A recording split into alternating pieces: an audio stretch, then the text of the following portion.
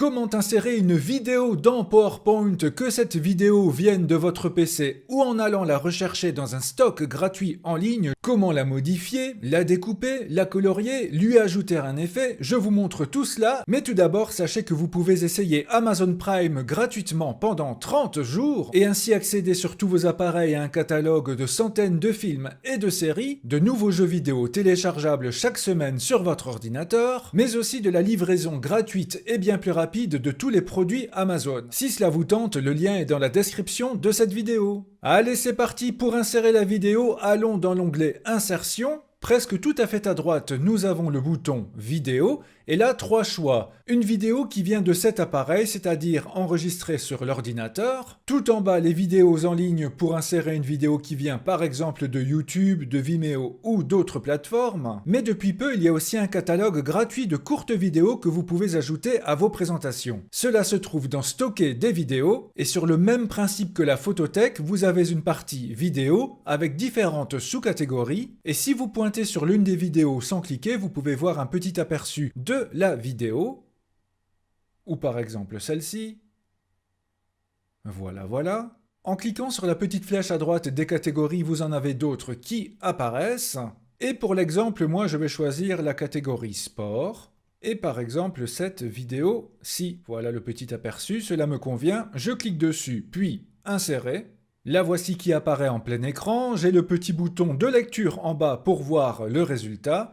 Donc voilà, c'est une vidéo d'une dizaine de secondes dans mon cas. Je clique à nouveau le bouton pour mettre sur pause, et je peux cliquer facilement sur la barre de lecture pour me positionner à un endroit précis de la vidéo si nécessaire. Et les deux petites flèches à droite pour reculer ou avancer d'un quart de seconde. Vous voyez que le concepteur à droite me propose directement quelques exemples d'illustrations pour intégrer la vidéo dans une diapositive, avec différentes bordures par exemple. Je suis revenu en arrière. Et alors quand vous cliquez sur l'une des vidéos, vous avez deux onglets supplémentaires qui apparaissent et qui vont beaucoup nous intéresser ici. C'est l'onglet Format vidéo et l'onglet Lecture. Tout d'abord, si vous ne voulez pas que la vidéo prenne l'ensemble de la diapositive, vous avez des petites boules tout autour, comme vous pouvez le voir. Je vais prendre l'une des petites boules dans l'un des coins pour réduire la vidéo, et éventuellement cliquer et laisser enfoncer la souris pour déplacer la vidéo où je le veux. Attention que si vous utilisez les bouboules qui ne sont pas dans les coins, vous allez déformer la vidéo comme vous pouvez le voir. Comme pour les images, vous pouvez utiliser la petite roulette en laissant là aussi la souris enfoncée pour faire pivoter la vidéo si nécessaire. Et donc dans l'onglet Format vidéo, plein de boutons, le bouton évidemment de lecture et de pause que nous avons déjà vu, le bouton des corrections pour ajouter plus ou moins de luminosité et de contraste selon le cas, ici pour une vidéo plus sombre ou pourquoi pas une vidéo bien plus lumineuse et claire. Et à chaque fois, si vous allez dans les options supplémentaires, vous pourrez gérer exactement la luminosité et le contraste au pourcentage près si nécessaire. Ensuite, vous avez le bouton des couleurs pour ajouter une teinte à votre vidéo, soit la transformer en noir et blanc en nuances de gris, comme c'est le cas ici, ou pourquoi pas ajouter un filtre coloré. Voici quelques exemples. Là aussi, pas obligé de cliquer pour voir le résultat. Et il y a encore d'autres variations où vous pouvez choisir exactement la couleur de la teinte. Par exemple, ceci pour un effet un peu plus ancien. Alors si vous vous placez à un endroit de la vidéo, par exemple je choisis celui-ci, et que je décide que ce soit l'image qui apparaît avant que la vidéo ne soit mise en route dans ma présentation, alors je garde cette position, je vais dans Image initiale, et puis je clique sur Image actuelle. Là il est noté cadre de l'affiche défini, et le résultat, c'est que si je vais en plein écran, voilà, avant que je lance la vidéo, c'est bien cette image-là qui reste fixe pour mon public. C'est en quelque sorte la miniature de ma vidéo. Par contre, si vous désirez que l'image de couverture soit externe à la vidéo, vous pouvez aller dans Image initiale, Image du fichier, et là choisir une image qui est sur votre ordinateur, ou une autre image présente dans la photothèque ou en ligne. Par exemple, je vais dans Image de photothèque, et juste pour l'exemple, je choisis celle-ci, Insérer, voilà l'image de couverture, en plein écran, c'est bien elle qui apparaît, et si je lance la vidéo, évidemment, c'est bien la vidéo que j'avais choisie tout à l'heure. Enfin, si vous voulez revenir au départ, cliquez sur Réinitialiser. Et là aussi, si vous désirez annuler les différentes options ajoutées, alors cliquez sur rétablir la présentation d'origine ou même rétablir la taille et la présentation d'origine. Je choisis ceci. Voilà, les effets de couleur sont annulés. Ensuite, pour modifier la forme, le contour ou ajouter un effet, soit vous utilisez l'un des modèles qui sont proposés. Voilà, j'en montre quelques-uns avec un bord un peu plus noir, pourquoi pas un petit effet d'ombre ou même en 3 dimensions. Bref, tout ce qui s'applique aux images s'applique aussi aux vidéos. Ici par exemple pour un bloc en 3D, voilà, la vidéo se lance toujours bien. Si vous connaissez les formes dans Microsoft 365, alors vous pouvez choisir n'importe quelle forme qui s'appliquera à la vidéo. Par exemple en flèche, voilà. Ou encore une étoile. Et vous pouvez ainsi vous amuser. Ensuite, pour la bordure, choisissez tout d'abord la couleur, par exemple je veux une bordure noire, et si je retourne dans bordure, je peux choisir l'épaisseur pour ajouter un bord un peu plus épais, et avoir en quelque sorte un effet télévision. Pour les effets vidéo, là aussi, ajoutez une petite ombre, qui se place dans mon cas derrière le cadre, là c'est encore plus visible, un effet de reflet grâce à réflexion, plus ou moins grand ou éloigné, un petit halo lumineux pour l'effet de lumière, vous voyez à gauche la différence de couleur. Améliorer le bord grâce au bord estompé ou au biseau, mais dans mon cas cela n'aura pas grand effet. Par contre, plus visible, c'est la rotation 3D, où là vous pouvez retourner la vidéo dans tous les sens, avoir un effet un peu aplati, fait pour le mieux pour vous. Vous pouvez aligner la vidéo pour la mettre par exemple bien au centre et au milieu de la diapositive, aussi bien horizontalement que verticalement. Le bouton de rotation donc pour la retourner si nécessaire et pourquoi pas avoir l'effet miroir avec retourner horizontalement. Et d'autres options pour encore mieux ajuster.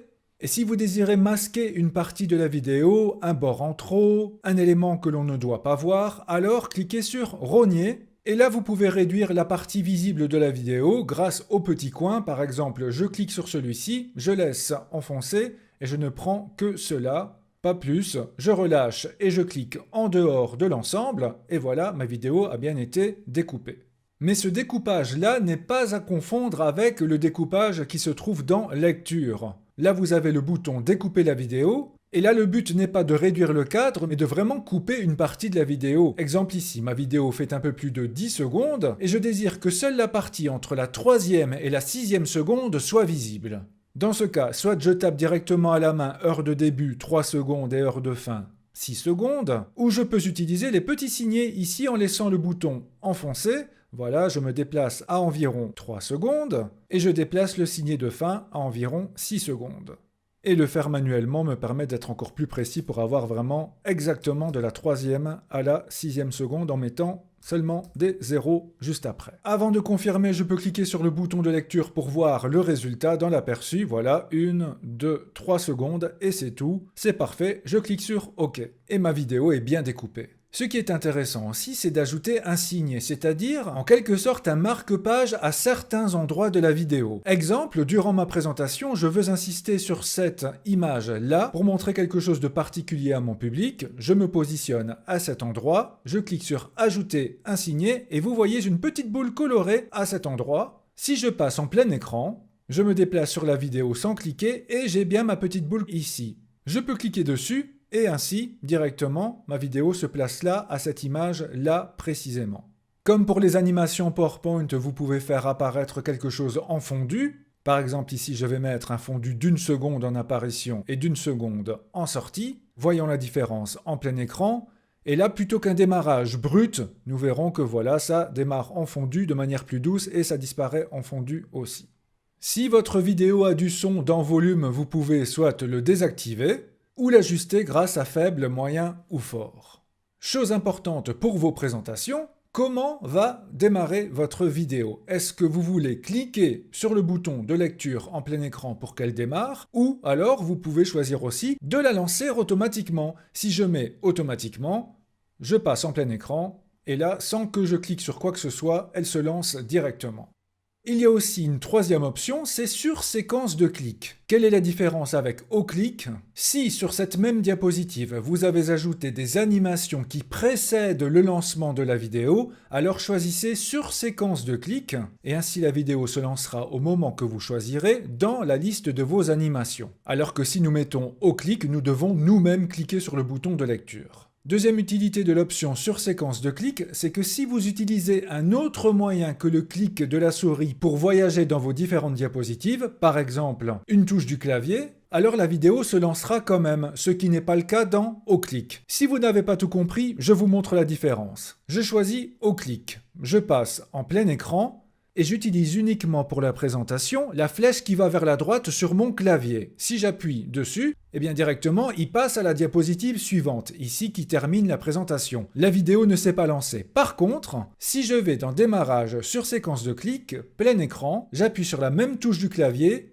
d'abord la vidéo se lance, et seulement si j'appuie à nouveau sur la touche du clavier, elle passe à la diapositive suivante. J'espère que c'est plus clair pour vous. Il est possible de lire directement la vidéo en plein écran même si la miniature a été réduite. La preuve, j'ai coché cela en plein écran, je lance la vidéo, boum, directement, elle apparaît en plein écran. Si vous utilisez sur séquence de clics, alors l'option masquer en cas de non-lecture peut être intéressante, je la coche, et là en effet, tant que la vidéo ne sera pas lue, elle n'apparaîtra pas. Voici ma diapositive en plein écran, il n'y a rien, mais si j'appuie sur la touche du clavier pour passer à la vidéo, alors, clac, elle apparaît et elle se met en route.